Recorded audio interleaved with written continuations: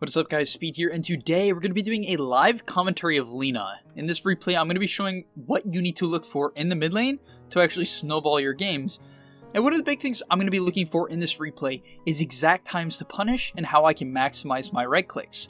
Right? I think there's a lot of situations where people get put in a state of advantage, especially in a creep advantage when they have more creeps than their opponent, and they don't see that as an opportunity to punish. So that's what I'm going to be trying to focus on here, especially in the early game. The mid lane role is for star players, which is why at gameleap.com we designed an in-depth course teaching you every trick and concepts pro players abuse to crush the middle lane. There's no better role than mid to solo carry your ranked games, so hit the discount link in the description below to unlock your unfair advantage with gameleap. The first thing I want to do is queue up my items. If you're a mid laner and you're not doing this, it's a big mistake. So I can queue up whatever I think necessary. I might go for a Bassi this game, so I'll queue up for a Bassi as well. But the most important thing is my Salve, my Mango, maybe even a second Salve, depending on how much I'm actually casting my spells. Now the first thing I really want to focus on is getting a generally good block. Now I don't even know the best pattern to do it, frankly. But all you need to know is that getting the creep wave towards your high ground is really good for a hero like Lina, because stunning people on the low ground and getting auto attacks is much easier. You're going to draw less creep aggro, and you're going to have more opportunities as a result. So, I'm going to do my best to block. Alright, looks like we'll be about even. Actually, not bad. And now what I want to start the lane doing is just auto attacking him. I see, okay, this range creep is going to be the point of contention, so I'm going to stun, secure the creep, and continue auto attacking. And this is one of the main benefits of Lina. And due to even more creep aggro, I can now get the range creep deny. Right, really good start for me, and now I'll ship out some more regen. Last hitting under tower is something you really want to get used to. You notice it's not easy by any means, but it's something that's brutally important, Now once again here, I really want to use my spells. I'm looking for any opportunity possible to use my spells. So even going to commit it on him there, get a stun off, get a deny, and I can even go more aggressive with right clicks now because I'm starting to build up my stacks of soul. Right here, I know he's going to go for this creep. It's a free stun. Actually, really good slight dodge on his part, but we got it anyway. I'm basically constantly just looking to cast my spells, and I think this is the big mistake people make in the mid lane when they have a matchup like this. They're not conditioning their opponent. You notice at some point in this lane, it will get to the point where he's very scared of my stuns. I can fake it, and it will cause him to, or even just throw it out like that, it will cause him to be very scared and play the lane maybe how he doesn't even want to necessarily. But really, I'm not overextending myself, right? I'm going to creep aggro here, pull the lane back, and I really want to auto attack, and I like auto attacking here, right? That's my plan. Because I understand that auto attacking will give me a position to actually put some pressure on the lane as I get fissured up here. We're going to be able to walk this one off, no big deal. And this is why you have to preemptively buy a salve. If you don't preemptively buy salve, then this would be like the end of the world for me. But it's really not that big of a deal. We get fissured off, I'll just farm up these creeps, and we'll be on our way as I get fissured again. And what I really want to consider here is like shipping out completely enough regen to sustain the lane as hard as possible. Now, I went for a bit of an unorthodox build here where I'm going for, more points in LSA, and I just feel like it's because it's very good against Ember. But typically what I'd recommend is just staying more towards set builds. Oh, I messed up there. I gave him a free range creep. You want to be very careful about nuking your own range creeps. That's one of the biggest mistakes of mid. But you notice I have 10 denies, and that's what's going to build me my lead in this lane. Also, you're going to notice whenever I don't want him to go for a last hit, because I've casted so many stuns, I can almost scare him off, right? And then he'll be like, oh, this guy's faking stuns. I commit one, and it hits, right? So it's all about kind of catching people off guard and forcing situations that make them uncomfortable to some extent. You really have to get in the head of your opponent, kind of read what they want to do and what you want to do. I don't know why I bought a Clarity, frankly. Usually Clarities mid are just pretty useless. I had 50 gold and I guess I just wasted it. You notice once again, just looking for stuns, and now I can pressure him pretty hard here. Maybe even pick up a kill. Oh, okay, I'm not going to overextend. You notice this is a big thing for me. No interest in overextending. Looks like I'm dead here, but not the end of the world. Actually get the kill and I'll buy out now. So pretty good for us. I don't know why I'm buying so many mangoes, but hopefully you see the point. A big thing about mid lane, even though I'm getting ganked, is that I'm constantly prepping December, I'm sneaking in right clicks, and am I the god of mid lane? No, not by any means, but I'm constantly looking for gaps and the ability to pressure him off the wave, and because I'm not diving, I only commit resources that actually pressure him. I don't commit more than needed. I don't tank the tower. Throw up a stun, which will zone him off the creeps. I should have gotten that last hit. That was very irresponsible. And now I'm going to turn off my Bassi and keep the lane back, right? I just want to keep this in a spot where I'm going to be able to get every deny. I don't care if he jungles, right? That's going to be really slow for him.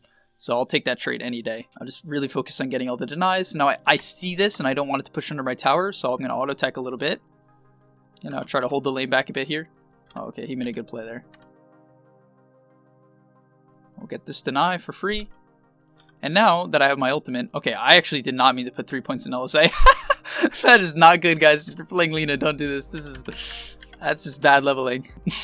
But really, I want to continue just putting a focus on keeping him away from the creeps. I don't have to overthink the lane, right? My big thing is, you know, at this point, I have built my lead, and now I can just keep amplifying it with just basic denying, right? I think for a lot of people, they put themselves in a position where they have to do, like, they feel like they have to do more than they actually have to. I don't even have to kill this guy. Like, is outplaying him great if I can? Sure. But if he's not going to play his hand, and he's just going to play defensive, then I'm not going to stress over it. Just securing the creeps. Hit him a bit. Oh, walked under tower. See, that's exactly what you don't want to do. And now I'm going to turn on my Bassi and try to pressure under the tower a bit here. Keep the lane in. Actually, I'm going to turn it off for that last hit. Looks like I'm dead here, unfortunate. You got a DD. Good rotation by the Earthshakers, so that's where I probably should buy myself a ward at this point. So, like, I have a couple options here. I could be the tilt to be like, oh, you know, that was a bad play by me. I could have faked my LSA, or, you know, I can freak out. You kind of have options on how you react to things. So, like, I could be like, oh, this is the end of the world, you know, like, there's no way for me back into this game. Or I could just play it calm, do what I think I need to do to continue to win the game, right? I still have basically a whole level lead, as he hit 6 only recently. And now I'll buy a ward and compensate for kind of what's going wrong. Instead of flaming my teammates, I can just buy a ward. It's really that simple sometimes. And now, because of his greedy build, right, this guy rushed a bottle and I want to punish him for that. I think that's a very greedy build on his part. I'm going to now force the tower under. So going to turn on my Bassi, nuking the wave. That's why you want to max out your slave. So my build's a bit off. Deny the creep once again. And now I can even deny these if he stays up on them. But you notice, not necessarily have to. He's doing a good job aggroing. I'm going to turn off my Bassi, and I almost messed that up. And once again, I see he wants to go for that creep, and I punish him a bit. Turns on Flame Guard, I can back up, nuke him. Gosh, I'm just getting hecka ganked this game. I actually might be able to live this one. Looks like we might be able to walk it off. Pretty funny. So we're getting ganked here, and like, once again, playing mid is all about kind of trying to do your best in the early stages so that these ganks don't actually kill you. Because once you fall behind even a little bit, it begins to get out of control. So instead, I'm able to live through that gank, and now I can make an efficiency play, just farm these while I'm over here, and get back towards mid as soon as possible. Right, I see my heroes are taking some mid farm, so that's fine. The Venge and the Clockwork are dying. But now I can instantly just get back mid and continue pressuring this guy with my high stats, with my new HP from the Shrine. Looks like he's even going to go jungle now. So at this point, I don't think I can contest him reliably without putting myself in a dangerous position. So what I'm going to do is play for efficiency. So I'm going to nuke this out. And in my downtime of farming mid, I'm just going to try to farm the nearby camps. So I'll clear this out. I'll probably buy another Clarity. And I'm not going to cast a spell there because I know I'll be able to clear it by the next time the wave comes in. And I don't even want to bother pressuring this line necessarily. It's a very dangerous, right? Okay, there's even an Ember here, so... This guy's crazy. I don't know, that guy he was on something else. You notice now, I'm almost level 9, and this is really, it's just about reliable play. I got almost 60 CS, 22 denies, and this is kind of what I like to strive for when I'm playing mid. Just kind of a balanced game. I don't always have to crush mid, right? In this game in particular, I have 2 deaths. But that's okay, right? Like, it's genuinely okay, and I honestly believe that. I don't freak out. I got ganked, that happens. I'm just going to continue to stabilize the game. So here, I see that mid is getting dragged. That's okay. I want to play for a bit of efficiency here, where I feel like I can clear this camp and get back to mid without missing too much efficiency. Or I can even just give Clockwork mid, which looks like he's taking, so I'll just stay in the jungle, right? This is enabling to your support, so instead of being, you know, maybe the maximum greedy play, in fact, I'm going to buy some wards and smoke as well. But instead of making the maximum greedy play, I can enable this Clockwork a little bit, maybe even make a side lane rotation soon, because it looks like their Ember is rotating. And something I have to consider to in this game is the mentality of my team. Am I abandoning them too much this game? It's actually something I really like to think about, right? Have I enabled my other cores enough? Because this Drow, I think she should be jungling. And as a result, maybe I can make the rotations to help out. I don't think I can do much here. So I'll stay in the jungle for a bit. Actually, maybe I could walk mid here. They're diving really hard bot, so I'm going to TP in, okay? My Drow actually TP'd back, so I'm going to have to come now. I don't want to completely abandon her. So we'll pick up an Earthshaker kill. I think I should have came a little bit earlier. I was a bit blind there, in my opinion. And those slow rotations can really put your teammates on tilt. Even if I think, you know, the Drow should just really be playing defensive, I'm not going to tilt out. I'm not going to be like, oh, you know, this Drow's an idiot, you know, like, especially if she flamed me for not rotating, I'll understand. I'll just be like, yeah, I mean, I get it, dude. Like, maybe I could have came faster. But you notice my slow play, even though I don't necessarily instantly react to the gank, I'm a very high level now, right? I'm level almost 12. And at this point, I'm just going to be playing for efficiency once again. I push in a jungle camp. Now I want to get every creep possible, so I'm going to cast my nuke and go back to the jungle. Right? I don't think they're going to gank me. I see the Ember Spirit in the mid lane. I also see the Lion now. And this is what I like to do. I'm farming a camp. I look at the map because now I know, right? I see 2 of my threats mid. And as a result, even though they still have like a Pudge and a Jugger who could threaten me, I don't feel too bad about that. So now what I want to do is look what I need to do for efficiency. I'm on low mana, so it's hard for me to make plays. I see mid getting pushed in, so I'm going to glyph. And really what I want to do here is kind of farm until this shrine is up. That's my goal at least. I don't want to take the mud golems until I've built some Fury Souls stacks. Looks like Drow's going to take mid, so once again, I'm just going to play to keep my farm up. I'm ahead, and instead of having to always make the big play and outplay everyone, sometimes I really just like to play slow. I think it's a really easy way to play mid now. Okay, I should have rotated over here. I'm talking too much. Not being a good teammate. Swap. Okay. That's right. I took too long, so it's not the end of the world. I'm just going to go back to farming. My shrine will be up now too, which will allow me to make some moves on the map. I'm going to even smoke here, especially in combination. Looks like no one's buying the tome, so I'll take one too. Oh, I'm too low on mana, but we're going to get the kill.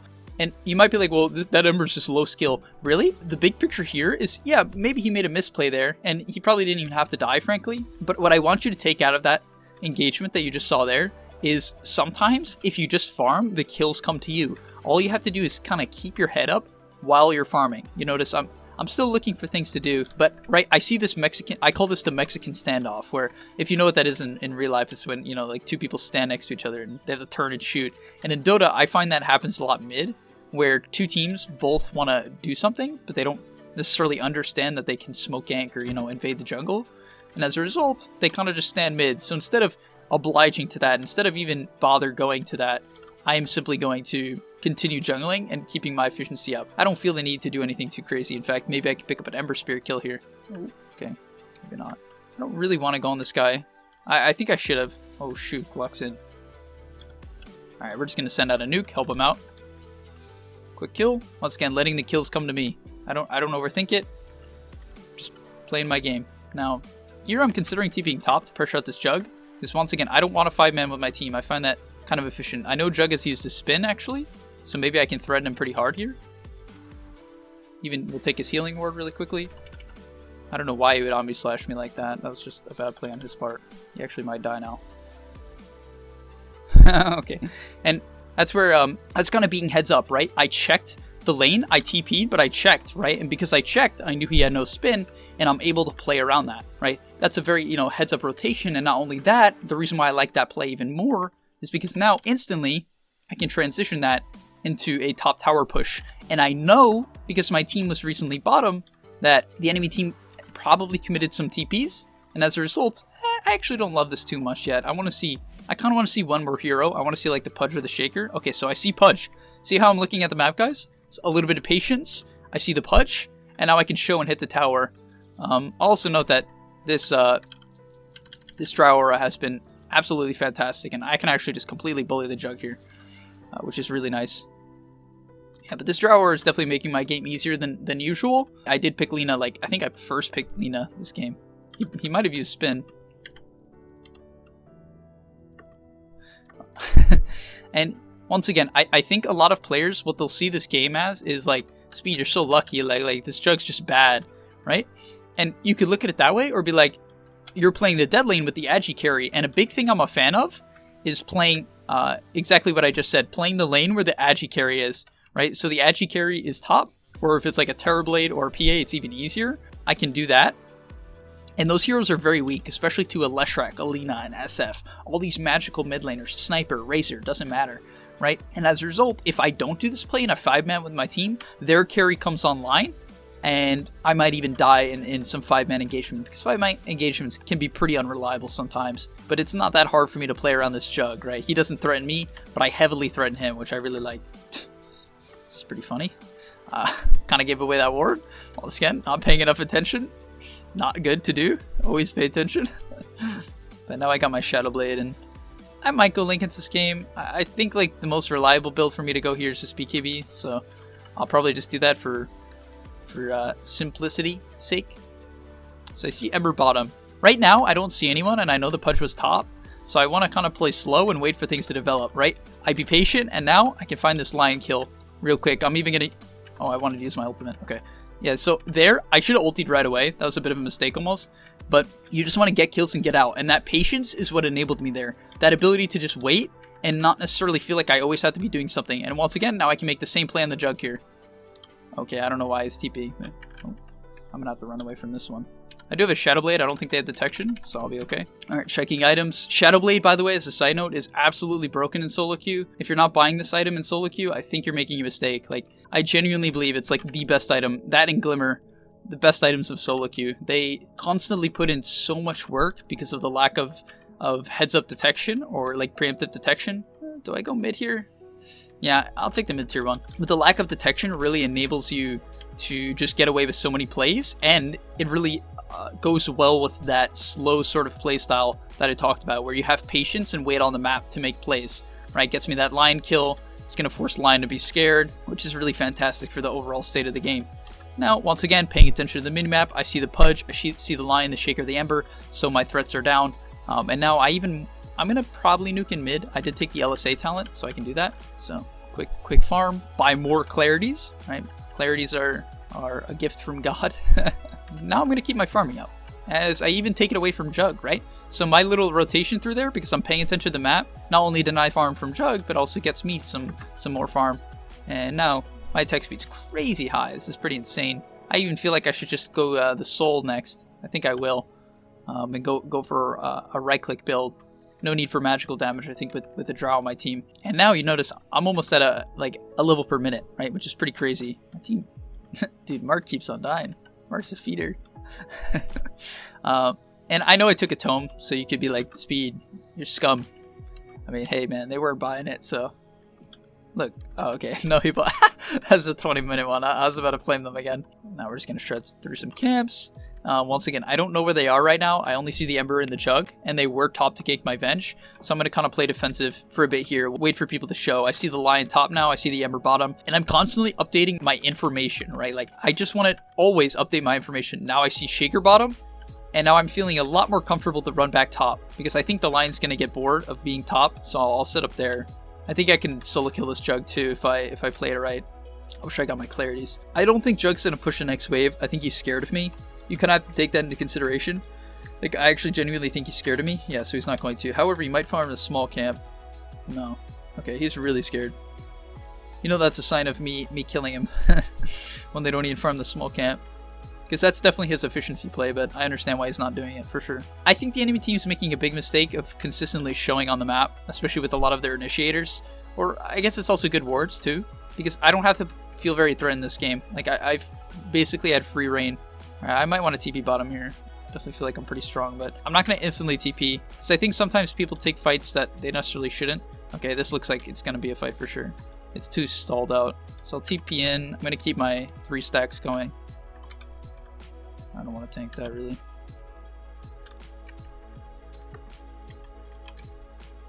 So I kind of need to kite away from this Pudge a bit. Actually let him get that off, which is okay. We'll kill him now. Oh, he has a blade now. Oh my god. I'm playing this fight terribly.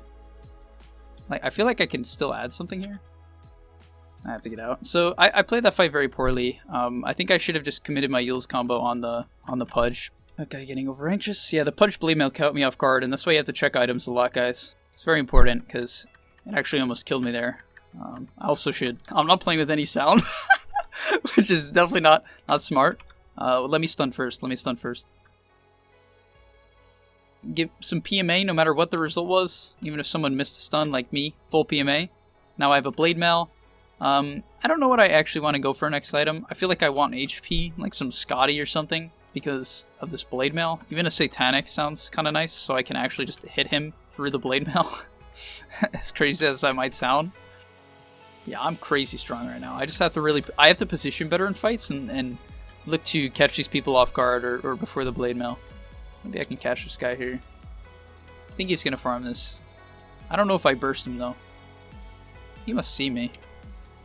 Keep running out of mana like a fool. Oh, what the heck? That was hilarious. Oh my god. Healing word plus shrine. Gotta get out. We can fight top. Clocks is unreal. I say you're muted. I never even take chances. Like, even if I, like, because by no means am I playing that well. So, like, you never know what people are getting tilted about. It's very important to just keep your own PMA up. God. There's Lion. Get over here, boy. So there I felt like I was in advantage. We got to pick off, so I'll just keep going. Now we're getting the lanes further. Alright, I always want to farm in my downtime. Here I'm just going to walk base. I don't feel like I have enough mana. I actually kind of wish I went a bots build this game. I feel like bots would have really enabled my playstyle. I'm even thinking I just go for a blink so I can find the better targets. I kind of wish I went the Aether to some extent. I really like the Aether, but I'm also a huge fan of Shadowblade, so kind of testing things out here. I really like the idea of the Satanic. I do like the Scotty as well. I think I'm going to try out Scotty. I like it this game. I'm going to TP bottom here. I don't feel like my team can do much. Maybe we can Roche soon. So like I really like communicating with Mike. Like quick things like that. You know, just simple, high energy, quick push in the lane. I have to be a bit careful here because they could TP Shrine and run at me. But it looks like they're not. Right? I'm always paying attention to the map, as I've said. It's just like actually the #1 thing in Dota. I'm going to pop a Clarity because I've had multiple issues with mana this game and I have to be a lot more careful with my mana. I think I can kill Ember. I don't know where Shaker is, and it makes me a bit concerned. Also, he has Flame Guard up now. Man, he's not gonna die. Why isn't he using a Sting? Okay, he didn't... That guy's not the best. But yeah, that's what I was a bit afraid of, that the Shaker would actually counter-initiate on me, and they'd turn it. So sometimes you have to take some chances. Can't always play, like, around the enemy team being perfect, right? Like, that just causes you to overplay situations, or actually, I should say, it actually causes you to underplay situations. Here, I'm gonna hold my BKB, just in case I can read some initiation, like a god. I'm gonna nuke the trees in case I can cancel some Shaker Blink. I have no idea. You just always want to think about those type of things. Like, what is Shaker trying to do right now? Is he trying to catch me? Is he trying to, you know, burst me? What's going on? And that's what I'm always considering. I'm gonna keep farming. I really want my attack range talent this game. It's gonna really help me out in terms of positioning. Maybe we can do a swap and a stun. Top's pushing in, so I'm probably just going to nuke this and go top. Doesn't seem like my team is in a position to make plays, or wants to, so I'll just push in a lane and TP out. And once again, I just want to keep scaling. I think sometimes, like, yes, I do think it's a good idea to fight more often than not and not be too AFK, but at the same time, you don't want to put yourself in a position where you're not farming enough, and as a result, you don't scale. And this is kind of what can happen in many situations. The boys are not paying enough attention. Oh, God.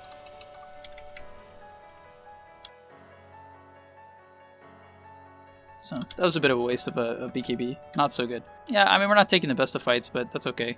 I'm confident I'll be able to carry one fight with my farm. I just have to find a good catch on the Ember or the Shaker, the Lion. Maybe even the Jug if he's committed spin. And hopefully that would be enough to kind of secure us a win. Now I'm going to check items a bit. He's actually not going for a Purge, so I'm considering going for an Orchid. Like, I really don't think Orchid's good, but he's really not itemizing around it, and I have a feeling Jug's not either. Maybe... No, he has a Manta. He definitely is. My team isn't having the best of game, and that's okay. Like, once again, I have it a farm where I think I can carry, and I think that's kind of the general idea of carrying these games. You won't want to talk as much as I'm talking in this video. It will simply distract you. I actually, I can feel myself distracting myself, so don't... That's why, like, toxicity and stuff, it actually just distracts you. If I'm yelling at my team, it's the exact same thing of me even just talking, like, about the game. It's distracting, right? It has to be kind of become muscle memory. Here I think someone might go to farm this wave. Actually, let's Roche. I decide I want to Roche the boys. I just say, like, let's Roche, you know, make it very simple. I think we can take it. It's a bit dangerous, but let's go. Alright, yeah, we shred Roche. Jeez. Alright, quick little call there. Picks up Aegis. Anyone TP? No, not at the tower. Oh god. What? Ah!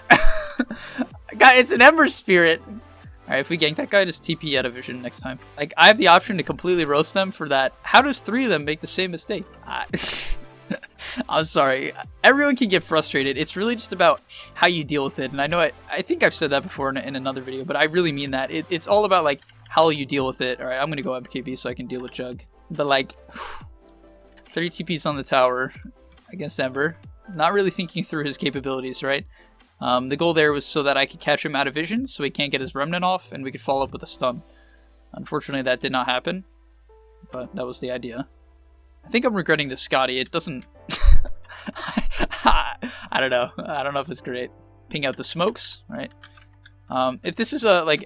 If you're ever in a solo queue game, you really want to emphasize people to buy more smokes. Even more active, like much more active than I'm being right now, because frankly, I'm not talking as much as I think I would be in a different environment, right? You really need to keep in mind of that. So look, bench buys the smoke, and I think a lot of them following my commands so quickly it's a lot about how I pronounce things and talk, but it's also a big situation of I'm having a good game, right? Because I'm having a good game, they're more willing to just simply respect me, right? Like, it makes sense. Alright, we're smoking without clock. Guess it's alright. Don't really want to catch this guy, but it's alright. I'm gonna hunt for more. I have BKB and Aegis, so I don't mind frontlining a bit. Oh, I should have used. Oh, that was bad. I think he's gonna go for a hook, so I'll back up.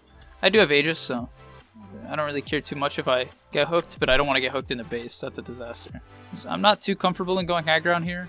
I think it's potentially a throw. Pick up my MKB. Girl's not using her aura, I'll just let her know. It's not flame, it's just me trying to give her a heads up, right? Because like our top lane's pushing in, so if we want to put pressure on bottom, then it's really useful if our other lanes get shoved in. So much so where I want to commit to either... okay, I guess Jaw's figuring things out. Oof, this Drow build is not very good. You never really want to buy something like Sajin Yasha on Drow. It's not extremely good. So I think I'm going to trade out the Shadow Blade for now. It doesn't serve me that great of a purpose in these fights. Lion is buying a ton of detection at this point. I should use these illusions to push in waves. I just feel like I don't want to send them bottom. I think they'll just insta-die. I'll send them mid here. It looks like Drow's not going to push in the next wave, which is fine. Right? She probably feels rid. Oh no. And this is the problem with her build. It actually doesn't give her any defensive capabilities. She needs like a Shadow Blade or something like that. Right? But she does not have that. So like, I have an option here where I can kind of give Drow like an item suggestion, or I cannot. It's a hard question because like, I don't... You have to be careful about tilting. I'm not exactly sure I know who Drow is, you know what I mean, in terms of like a person. So I'll hesitate for now, but maybe later if it's costing us the game or hurting the state of the game. This Jug is starting to get a bit out of control, which could pose an issue for us. See, the big problem about this bracket is there's always a complete lack of like Force Staffs, like, or Yules or Ghost Scepters. Clockwork's build is okay, but he should buy a Force Staff or something like that next. Sand King's build is very inappropriate. It lacks complete disengage. He's buying a Shiva's next, which doesn't allow him to disengage, which I think is really what he needs. Stun, stun. Okay, can someone stun? Nice, nice. Oh, he got silenced. I did buy back a couple heroes. This line's actually a big kill if I can get it. I'll just BKB and take him, because he just bought back, so we actually can go high ground off that. So always paying attention to buybacks. Well, that's a big kill. What's he doing? Alright, good fight there.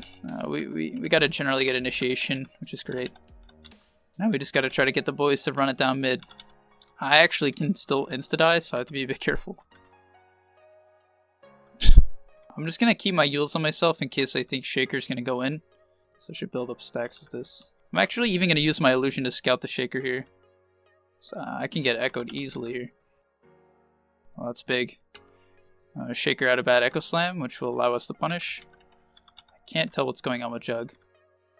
I'm just going to hit the racks here a bit. Make sure we get the racks. Backdoor's up. We're just going to have to back. It's fine. We got a lot of buybacks, which is really great.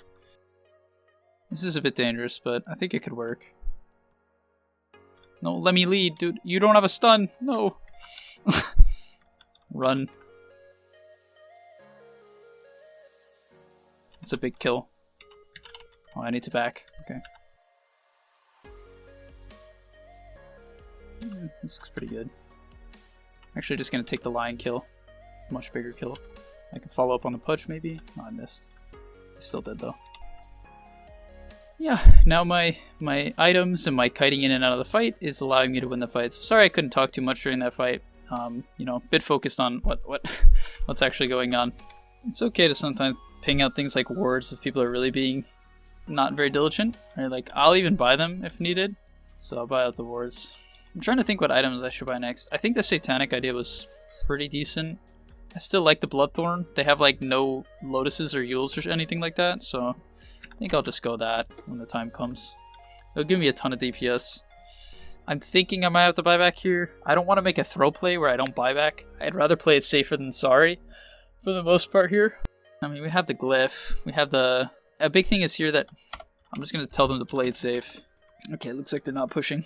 That's nice. Yep, so I'll be able to buy out now. I'm probably just going to sell off I'm thinking the Shadow Blade. I think the Yules just do value to like cancel things like Shaker Initiation or be able to casually Yules off of chains if I don't want to be Kibby. So I think I'll probably just get rid of the Shadow Blade at this point.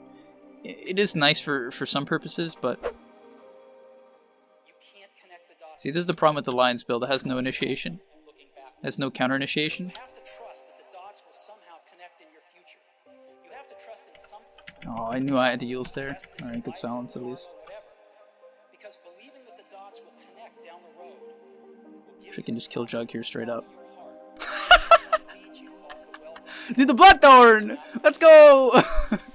Bloodthorn! Catch him off guard with the Bloodthorn. So, in that fight, what I was trying to do was Yules the Shaker when he was initiating. I think I scared him a bit. If I was a little bit less obvious with it, the precasting the Yules on the Shaker to prevent the original Echo, I think it would have worked out. But in general, I think I definitely overcommitted there. I was way too far up. I needed to stay a little bit farther back. But you notice my usage of BKB was pretty good early on to secure like the early Aegis. It was alright, but I almost got the Yules off before the Echo. I felt it coming. I'm like, okay, this guy's about to slam, but I was still, you know, a bit late. It's sometimes a bit hard to read those things, but you know, you try your best and you really just try to get in the head of like the enemy team. You're like, what is he gonna do here? And this is like an example of, you know, good communication, getting players to make good plays, and then also playing for yourself, right? Like I don't necessarily play around my team, and that's why I think a lot of the times I can go open MMR reliably, or did when I was grinding really hard, because I play for myself and I make the game more about me than my team, and that might sound greedy, but it's reliable.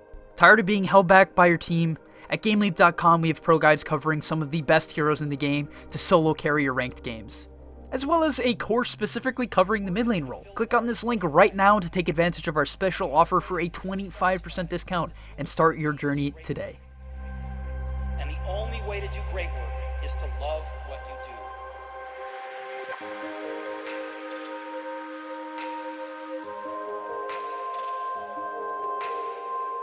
If you haven't found it yet, keep looking.